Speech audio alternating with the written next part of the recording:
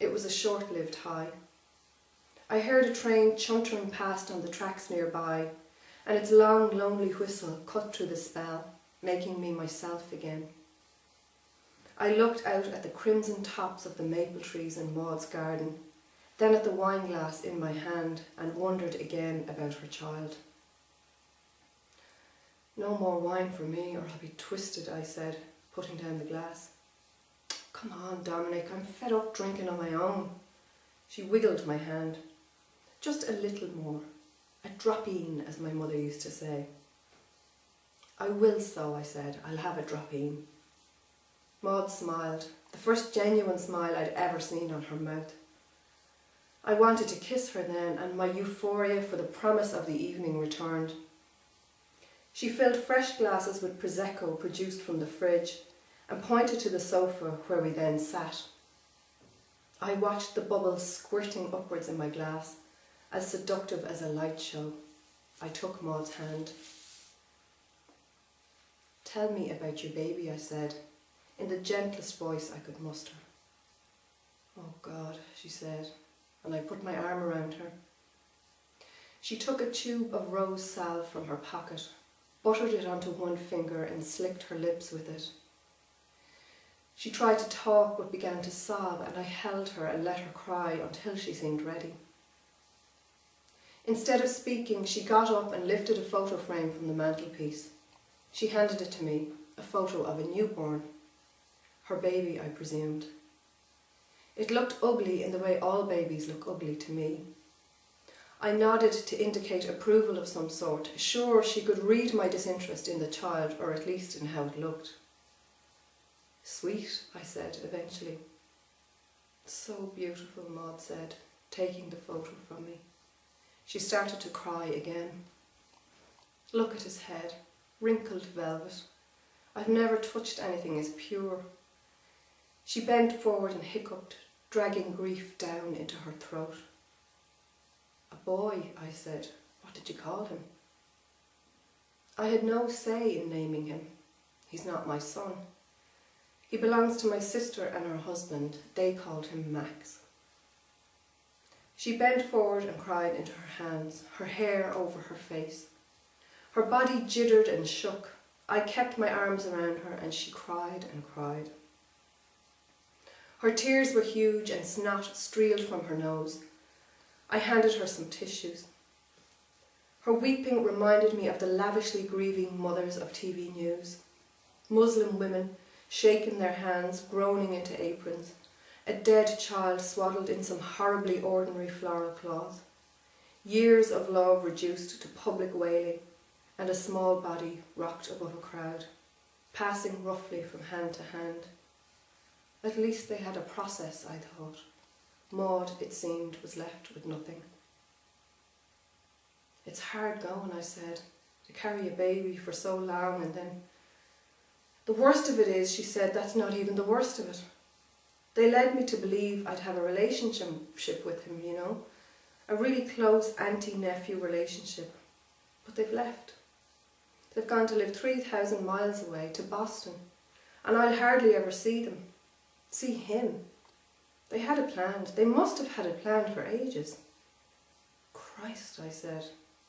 I didn't know what to say. I patted her hair. "I feel like my whole head, my body, is in some sort of dystopia these last few months. I'm me, but I'm not me. Do you know what I mean?"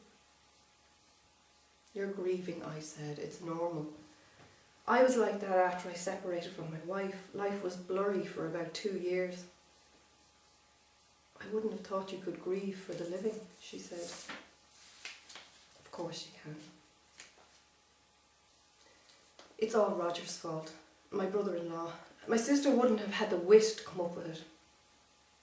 She explained that the surrogacy had been Roger's idea in the first place, and he controlled his wife's life in a way that frightened Maud. "Now look what he's done, the prick. He's taken them both away from me." She swigged her wine. "He's one of those conservative, determined types, you know, plays golf every Sunday, wears navy shirts with white cuffs and collars. How could anyone trust a man who dresses like that?" I laughed loudly. It was one of those outbursts that sounds as insane and pointless as canned laughter on the TV. I was trying to force lightness into the mood, into the room, but it came out wrong. Maud stared at me. I didn't speak, but breathed deeply of the smell in the air that was like the smell in an underused church. Suddenly, all I could think of was escape. Her drama was too much for me. She took my hand and kissed my knuckles. I looked at her sad face and relaxed a little. Later, in her bed, I lay over her and pinched her earlobes gently. I'd watched her slip out the silver stems of her earrings as she stood naked before her dressing table, and I wanted to feel the piercings in her ears for myself. I pressed my forefinger and thumb over the knots the holes made in her lobes and whispered, "Maud." I kissed her mouth. She was already sliding into sleep and didn't kiss back. I slumped onto one elbow. "Maud, are you asleep? Are you awake?" "No." She didn't open her eyes. I woke feeling like I had two rib cages and one was pressing on the other. I thought my chest was going to break. It was a long time since I'd had a hangover. My brain was dull as a boiled egg, but a pink-green aurora borealis insisted on dancing behind my closed eyes, making me feel like I was swirling in space. The pillow smelt beautifully of Maud's hair, and that smell was like limes, tangy and bitter citrusy. It intoxicated me even in my hungover state. She wasn't in the bed or even in the room. I got up and stood at the window that overlooked the train tracks. A breeze-block wall was covered in graffiti. "Mooney is an ape. Sam and Jen are smelly fools. Dicey, R.I.P. There were other artistic squiggles of words that I couldn't decipher. The tracks were littered with screeds of used toilet roll, plastic bags jigged in the trees. Maud's house had a stillness that I found almost unbearable, a sense of time being immovable. I needed noise. I stood and looked out the window and wanted to run. I pulled on my clothes, determined to leave as soon as I could. When my wife and myself split up, I felt like I had been turned inside out. The day I left her, my body and head hummed in a delirious trance. I knew I was doing the right thing, but at the same time, I didn't know anything. There was somewhere to go. I had already rented a flat, but that wasn't where I wanted to be. Even though I had no real history with the coastline, all I wanted that day was to stand beside the sea and look at it. The sea was, I suppose, associated in my mind with hazy childhood trips to British Bay in Portrane. Maybe I was trying to grab at the comfort blanket of being a small child on an excursion. Were they really happy, those jaunts, I wonder now? Did my parents manage not to poke at each other's soft underbelly for even a few hours so we could enjoy ourselves?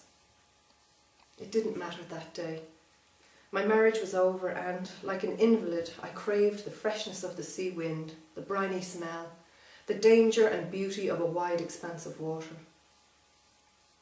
Though I was never much of a swimmer or fisherman, something about the sea's power drew me out to Dublin Bay, and I sat on a bench for hours drinking in the air, staring at the bouncing grey waters. Now I wanted to do something helpful for Maud, and it was the sea that occurred to me again. It had soothed me that morning, and I thought it might help Maud too. We walked arm in arm down O'Connell Street, and I felt absurdly whole with Maud beside me. We passed the woman who preached in silence on the central aisle, waving her rosary beads and pacing, her elegant black dress complementing the hair that sat in a grey cob on her head. "God love her," Maud muttered. I didn't feel sorry for the woman. She seemed happy always, but I wasn't inclined to disagree with Maud. We trotted down Talbot Street to the train station, me feeling like I owned the town with her on my arm.